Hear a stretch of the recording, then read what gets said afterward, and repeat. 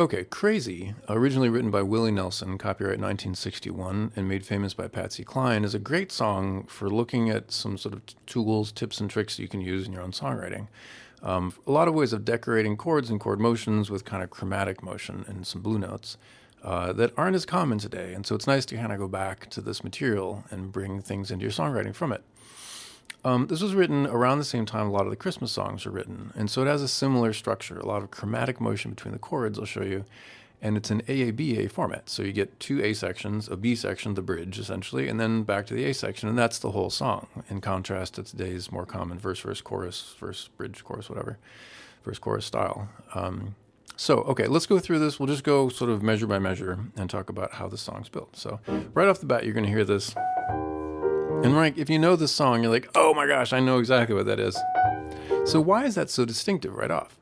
Well, okay, we're in E flat. That's the key we're in. The first note you're really going to hear is the third note of that tonic triad. And almost any time you hear like a major triad, but the melody note is on the third note of the triad, it's got a certain kind of winsome, far away, sort of nostalgic feel to it. Or at least that's how it feels to me. So we're going to do that, but we're also going to accent that with a color note, which is one of the blue notes, a flat 3. So this is 1, 2, 3. A half step below your third scale degree is going to be that flat 3, and you can use that as a blue note to accent that third scale degree. Okay. Now, we're going to go next to the 4 chord. So E flat is your tonic, A flat is your 4 chord. And we're going to do the same thing. The third note of that triad is your C, and we're going to decorate it with another blue note, the flat 3. Okay. Now, on our way there, we're going to do this cute little...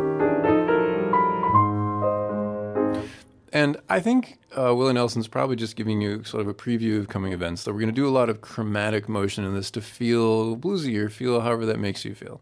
So what we're doing here is basically leading up... right?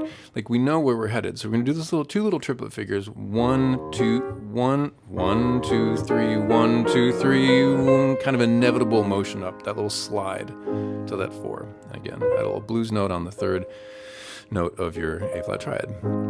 Okay, so then we're going to decorate further, because that's part of the charm of that opening too. Like you really are waiting for that. So what is this?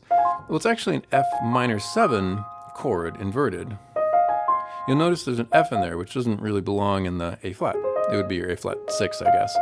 But really what he's done is taken advantage of the fact that a 2 minor 7 chord has an A flat in it, right? So these are related chords in that sense. They share 2 notes. So when you kind of have an A flat and throw this over the top of it, your ear accepts it as decoration of an A flat because it's so related to that minor 7 chord, 2 minor 7 chord.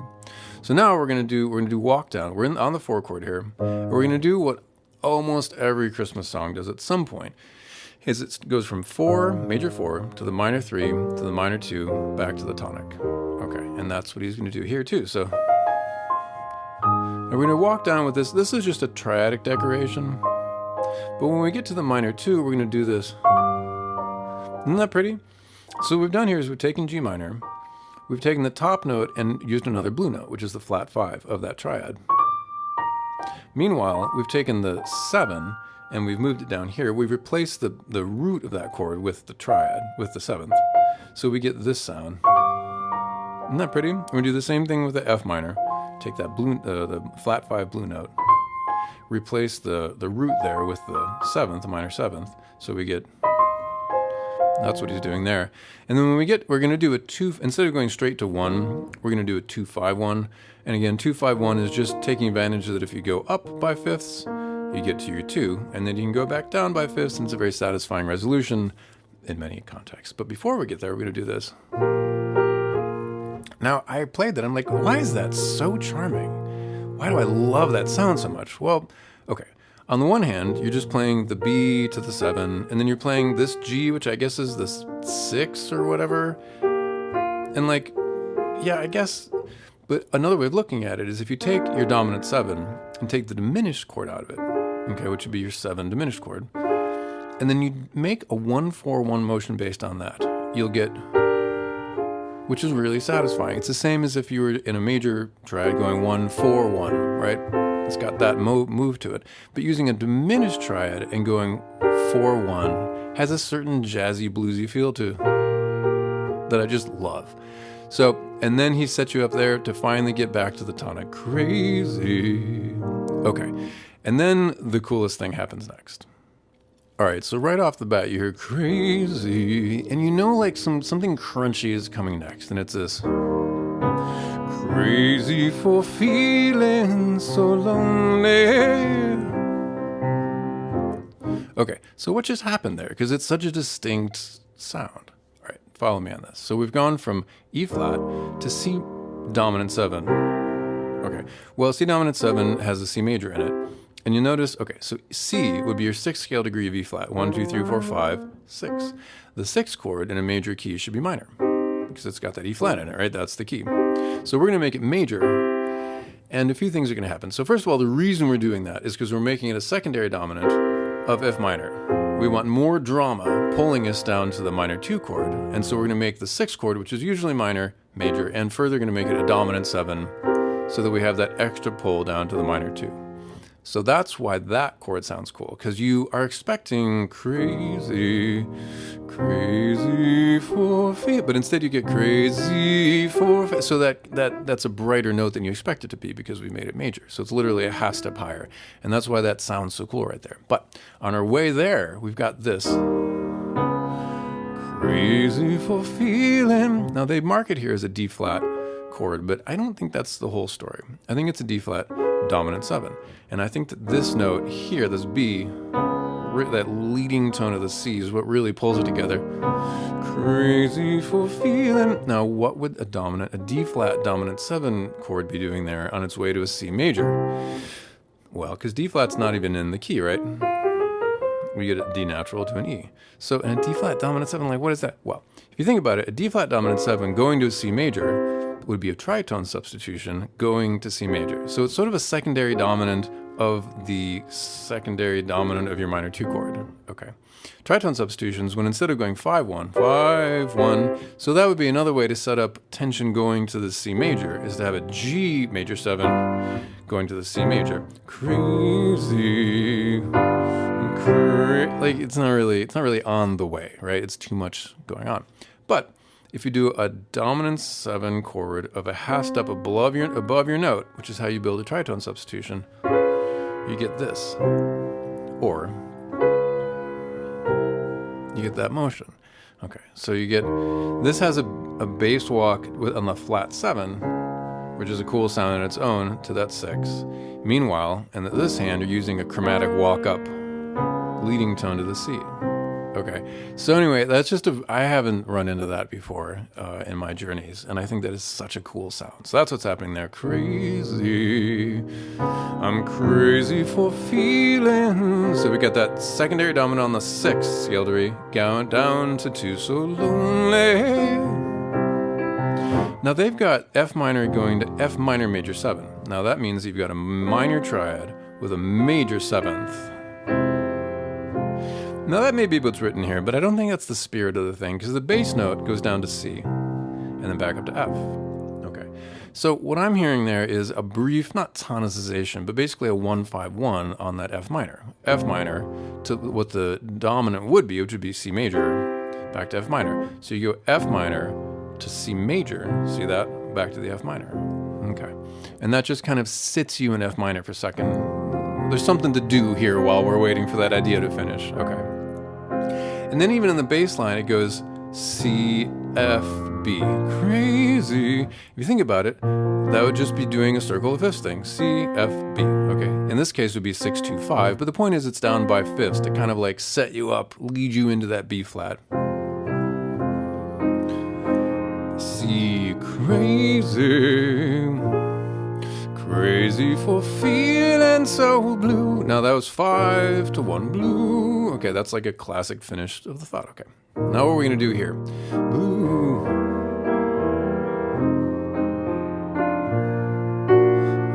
See what I mean? There's so much great chromatic stuff. And this is all over the Christmas songs. But you don't see it as much, I don't know, in pop music anyway these days. So, crazy for feeling so blue. So let's see what's going on here. Now we're headed to the minor 2 chord, right?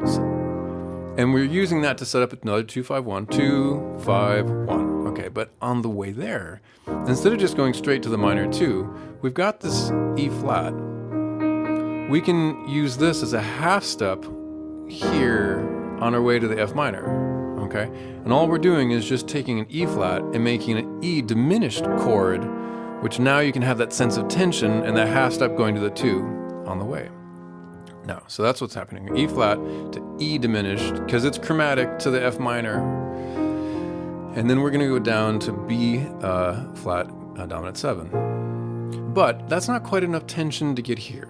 You'll notice that a B flat, a 5 chord, going to a 1 chord, has, this is already in the 1 chord. This is a half step from that E flat. But this F is a whole step to the G, okay, right? Because E flat, G, B flat.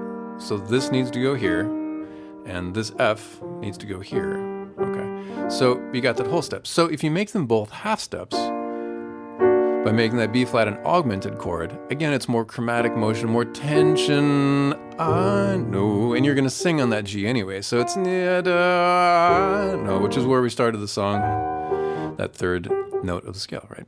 Okay, so that's what's happening there. This chromatically here to create crunch, that little diminished chord in between 2 other chords, F minor 7, B flat to a B flat augmented, I know.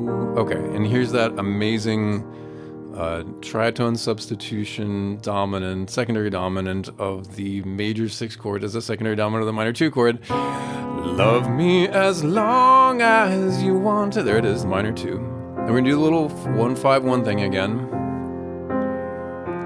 Little 5-1. Then someday you'd leave me for somebody new. Okay, now we've finished that thought, and we're about to move to the 4 chord. And in many Christmas songs, when they kind of get to the B section, get to the big part of the song, the climax of the song, they're going to do it on the 4 chord. So sure enough, one little preview.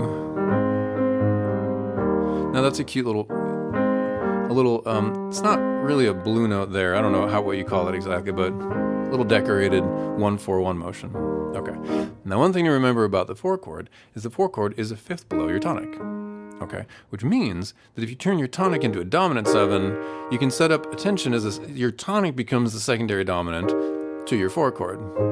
And it's a very distinct sound that makes you feel like something's going on because something's changed, right? This is not in the key, and you're taking your tonic, like the home chord, and you're changing it. You're changing it as though it's trying to go to a different key. So it's a dramatic moment when you get to that. Worry. Now here we are on the 4 chord. You finally kind of arrive. That's the role the 4 chord plays in a lot of songs. Why do I let myself worry? Now this is cute. We're going to go from E flat to an E flat major 7 to an E flat 6, which is a very kind of French jazzy thing to do. You want to hear that C. I think that's the destination.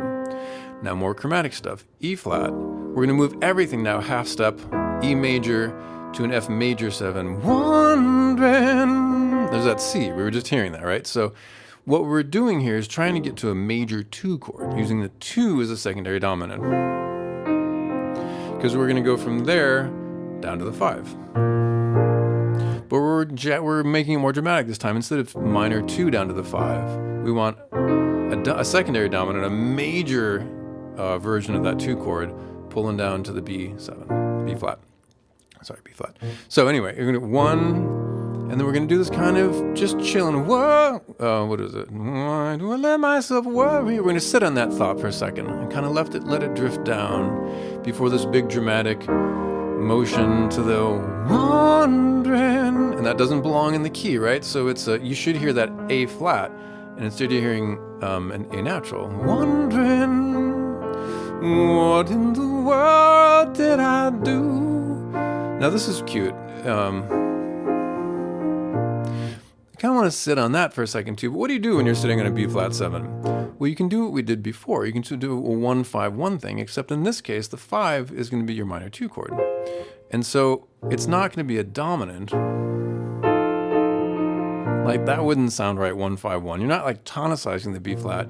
You just want to sit there for a second. So you go to the minor 2. And you haven't really gone anywhere. You've just decorated the moment, you know.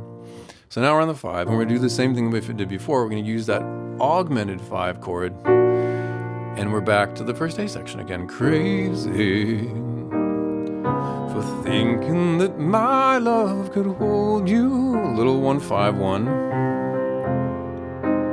Now this is interesting. We're done with the song, so we're going to do one more 4, 3, 2, 1 to finish it out. But we're on the 2 chord, so how do you get to your 4 chord? Because last time we did it, we went from the 1, made it a dominant 7, big arrival. We're not going to do that this time. We're going to take advantage of the fact that your 2/7 chord, your 2 minor 7 chord, contains a 4 chord in it. So Willie's just going to do kind of a side step, so you don't really notice it that much to get to your 4 chord, so we can finish out the thought. Close this. So, thinking that my love could hold you. So, I'm crazy for. See how gentle that is? Crazy for try. Minor 3, minor 2. Crazy for one. He's going to give you a major 7 chord there to give it kind of an unfinished sound. Because we're not done with the thought. We're not home yet, right? So that major 7 destabilizes it a little bit. And then we're going to close the whole song on a 2-5-1. 2, 2, 5, 1. Crazy for loving you. Cool, right? Now it's worth noticing that he ends, in the way this is written anyway, it ends on a little 4-1. Little plagal closing, instead of like a big 5-1, it's more of that kind of churchy 4-1 finish. It's a very gentle way of closing the song. And on the 5th scale degree in the bass too. So that's just like one of those little flavors. There's so many little flavors in the song that I would never have thought to use. But there they are. And so this is a great song to play, and I hope you do it, and I hope you like it. And thank you very much for watching.